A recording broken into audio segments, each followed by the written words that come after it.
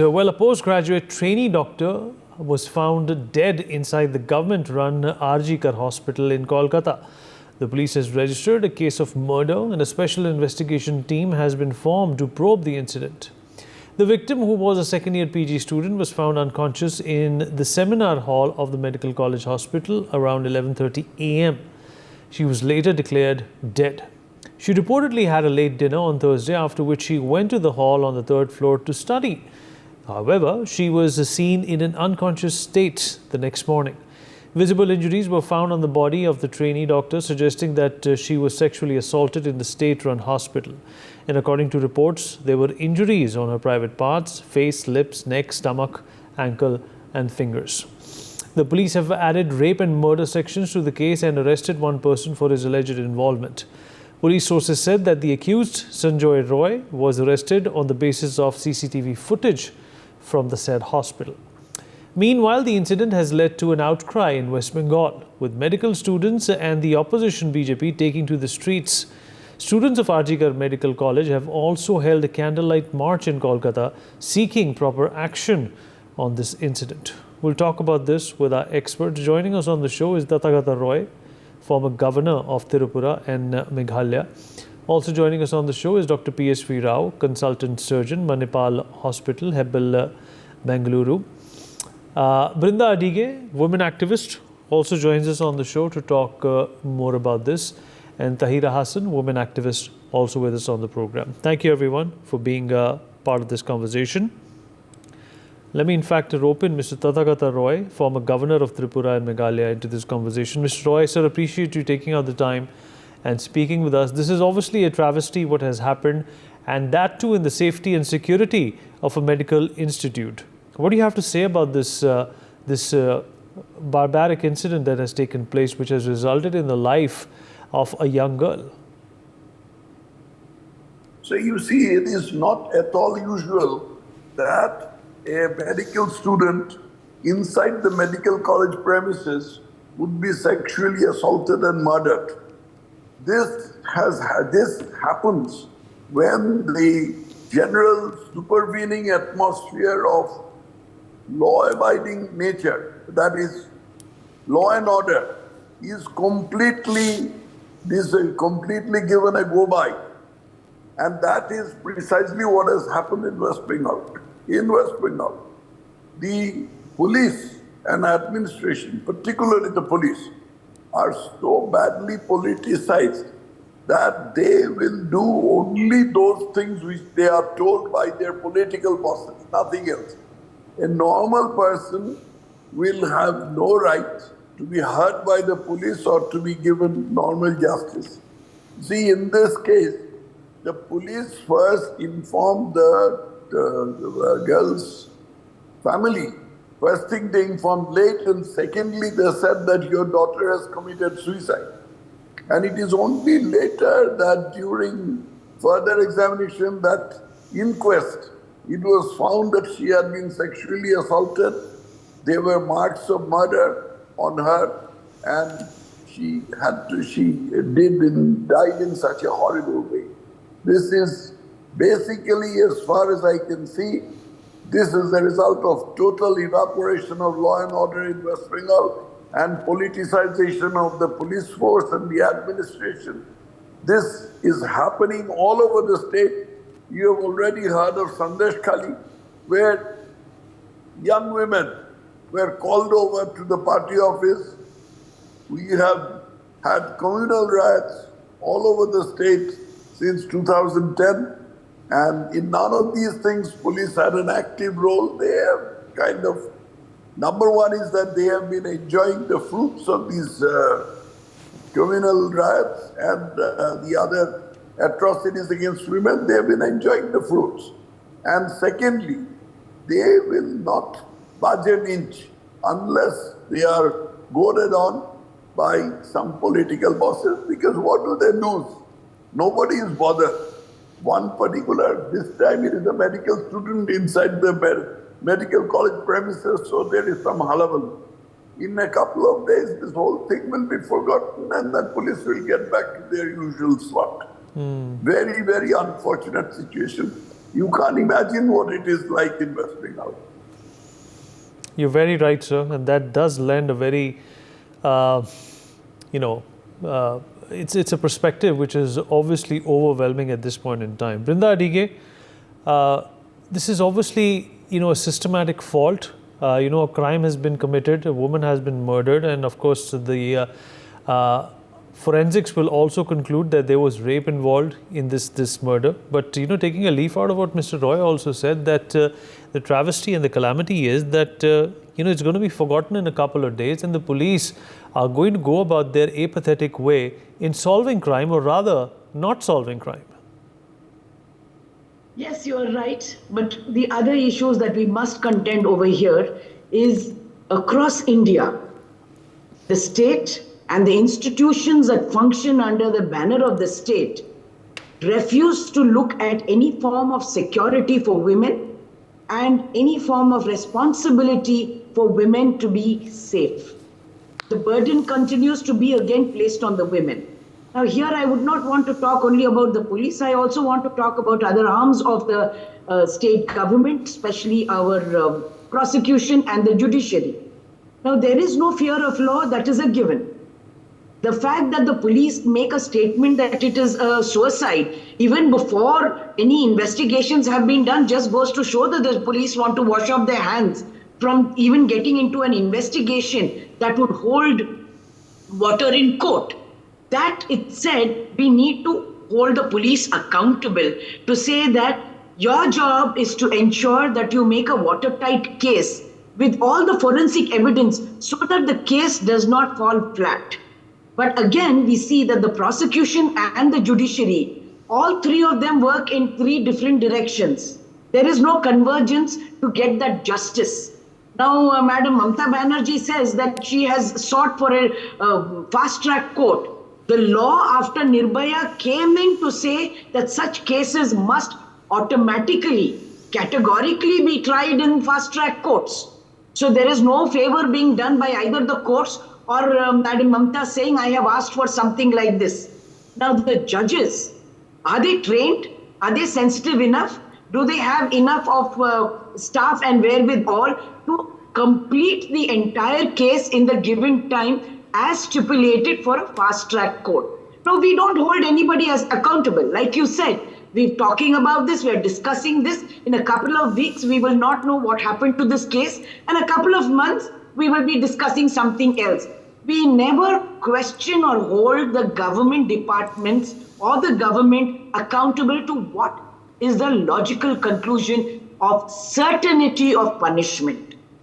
Why isn't the management pulled up?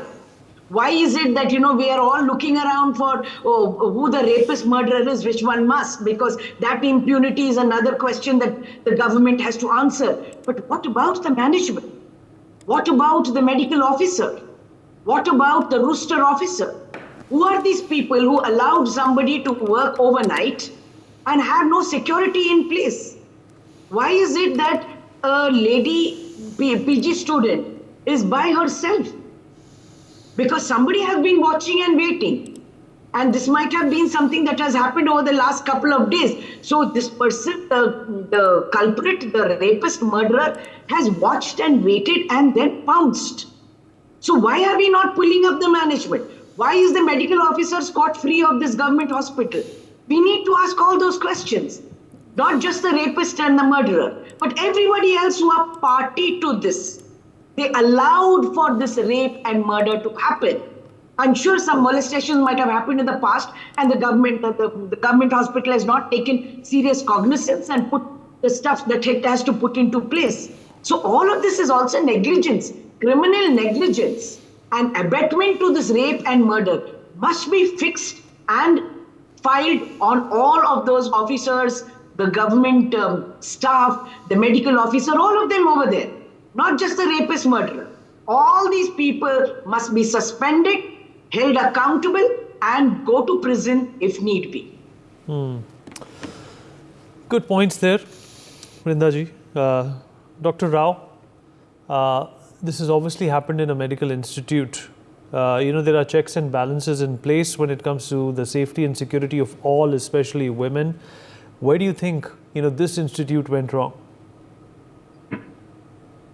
Good evening, Vineet and all panelists and viewers. For quite some time, there have been a lot of attacks on doctors, and doctors, especially on emergency duty, especially at night, have been feeling highly insecure.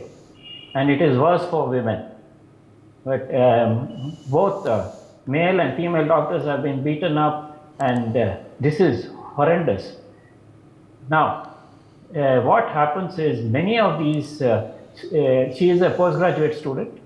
Many of these students are crowded up in hostels where there is not enough, they are unable to study there. So they come into the library, or if the library is closed, they come into the hospital and be studying. And many of them are on night duty. And especially in the emergency department, you will have all kinds of people just walking in. See, women anywhere should be kept safe. And at night, it is even more important that the institutions ensure safety of women. And for doctors, it is worse, because in the emergency department, anyone can walk in saying, I've got this problem or that problem. And there are people, and usually what we see is people who land up in the emergency come with a lot of agitated people with them. And here, you probably had someone who had been stalking this lady, or like what Brinda Adige said, and planning this. And this lady has gone into the seminar room to study, because it may not be possible for her. If she's on duty, obviously she has to be around. If she's not on duty, then there may be a problem in the hostel for her to sit and study there. So this is a very sad state of affairs, and I feel really bad, because when in the 1970s, I remember when my father was posted in Calcutta, I used to be really surprised that women could walk alone in the middle of the night without any problem in Calcutta. Calcutta was the safest place for women in India. Though there was an Naxalite problem, and the Calcutta police were the only ones with revolvers instead of lathis, and these revolvers were chained to their belt. In spite of that, women were really safe. And anyone who tried anything with molesting or eve teasing or anything, I remember seeing bystanders who immediately take action and thrash that person and hand him over to the police. And the police would act. Now, if the police don't act, nor is justice, and the justice is delayed or denied, then every criminal around is going to feel free to do what he wants, because he sees any number of people who commit crime going scot-free, or even if they are ever arrested, they are on bail forever. And this is worse, I feel, in West Bengal, because there is a lady who is the chief minister there. And this problem is there in many parts of India. Women, if you see, will all be afraid to go out. And if an institution has women working on night, like we have in Bangalore, we have got a lot of software engineers working through the night. The institution has to send them, ensure a safe transport and safety in the institution. We can't have this going on. And otherwise, if half of our population is going to be unsafe and feel at risk going out anywhere, then it is a sad story about our state of security and in the country. So especially this state, I see a lot of incidents now, and I'm very surprised that from 1970s to now, from the safest place for women, it seems to have become the most unsafe place for women. You're absolutely right, sir. And Mr. Roy, taking a leaf out of what Dr. Rao also said, that, West Bengal perhaps has a larger responsibility here, because, it is governed by a female chief minister. But what has happened, over the years? What has changed in West Bengal that women's safety, has hit the back burner? Mr. Roy? Yes. Women's safety has been pushed to the back because everything in West Bengal is politicized. Women's safety is politicized. If a person rapes a woman, if a man rapes a woman, the political identity of the man is supreme and not his crime. This is the kind of thing that used to happen, you might have heard of, in a place called Sandesh Khali, where a mafioso by the name of Sheikh Shah Jahan, he used to run a cartel, he used to run an empire, evil empire, in which he used to grab poor peasants' land and he used to make, run them from his party office, Trinamool Congress party office. And in these party offices, he used to call women in the middle of the night for ostensibly for making some sweetmeat, and then he used to get them raped by his cronies. There is something else that I would like to say that you may not be aware of. That is, the medical community in West Bengal is at least partially very corrupt, because everything is politicized. Medicine in West Bengal is also politicized. The medical community in West Bengal, so far as the government doctors are concerned, their transfers, their postings, their other facilities, perquisites and all that, these are controlled by a few doctors. One of whom was guilty of getting his dog dialyzed in the most premier hospital of Kolkata. His dog underwent a dialysis in the most premier hospital of Kolkata, which is SFKM hospital. Another doctor is known for collecting booty by the square foot in his area. So much so that he is known as Square Foot Sen. He has a name given by his father or mother, but that is not the name he is known by. He is known as Square Foot Sen. This is the kind of people that you have at the helm of affairs, and they have the chief minister's ears. Like everything else, West Bengal, everything is politicized. And this was the gift of the communists to the state, who said that there is nothing outside, nothing happens outside politics. And Mamata Banerjee has very gleefully inherited that tradition of West Bengal. Vrindaji, what is the recourse here? As a civil society, what checks and balances, does the state and, of course, the centre need to implement that, percolate down every institution, every faculty of the country to enhance and upgrade the kind of security that we see for women and students and anybody who finds themselves in a vulnerable position? First and foremost, it is very important that there is transparency. Are there doctors sitting in a certain position for decades together? Is that part of their service rules? Who is the appointing authority? What is that committee? Who has answers or who has information about all this? Is it there in the public domain? Now, if all that is not there, and just now Mr. Roy points out that there is a doctor by name of, Square Foot Sen. So if this is public knowledge, common knowledge, then what is the government doing? What is the Minister of Health doing over there? If such doctors are holding sway over transfers, over anything that might be there. So when you ask as a civil society, hospital is one place nobody wants to go, but it's also one of the most important. What is the access over there? Is there that transparency that patients can get to know what is happening, who is there in duty, and who should the matter be escalated to, if at all? At what level is somebody held accountable? Who is answerable for something?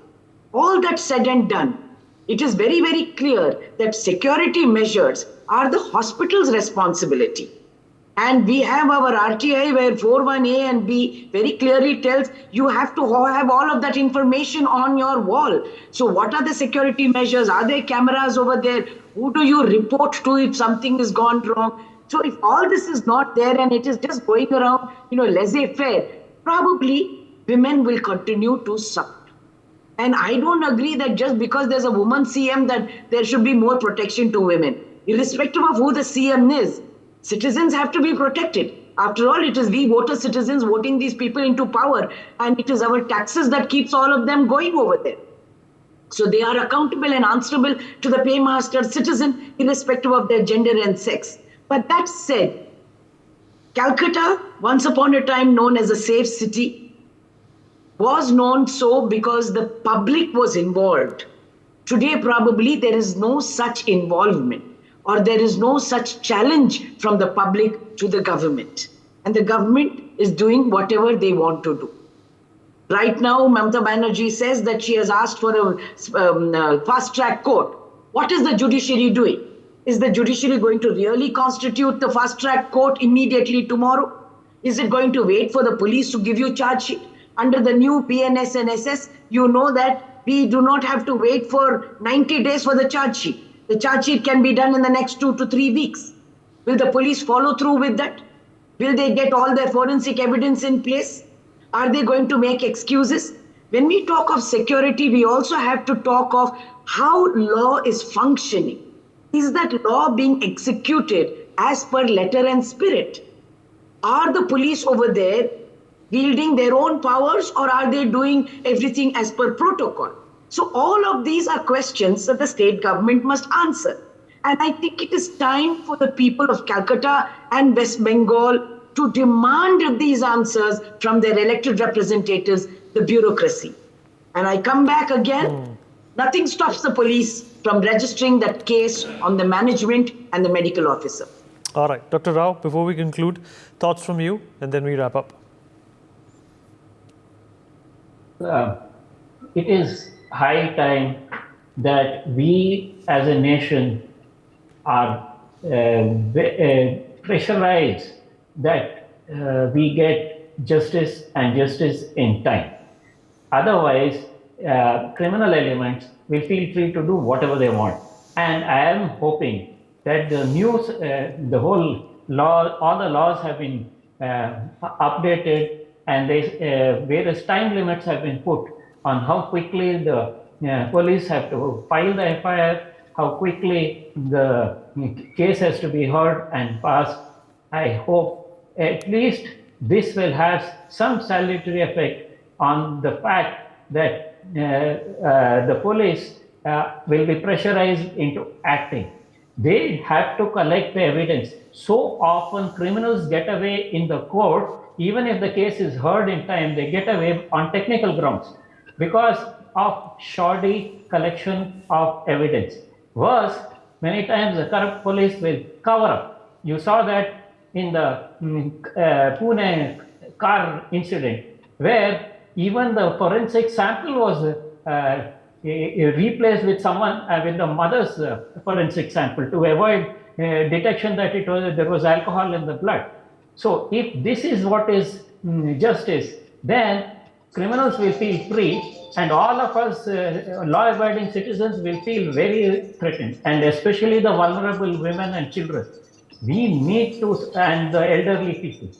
So this is a major Dr. Rao, issue. how is this also bringing, the medical institutes in some sort of a disrepute, regardless of the state where it happened in? Obviously, the medical institute has to give protection to its employees, its students.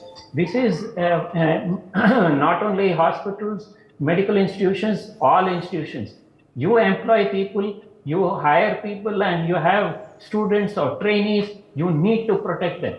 That is definitely a management's role. And when an incident occurs like this, everyone who has been negligent and everyone who has been trying to suppress the case or affect the evidence should also be with the criminal charge sheeted and taken action on. It is only when a few of them land up in the prison that people will get serious about it.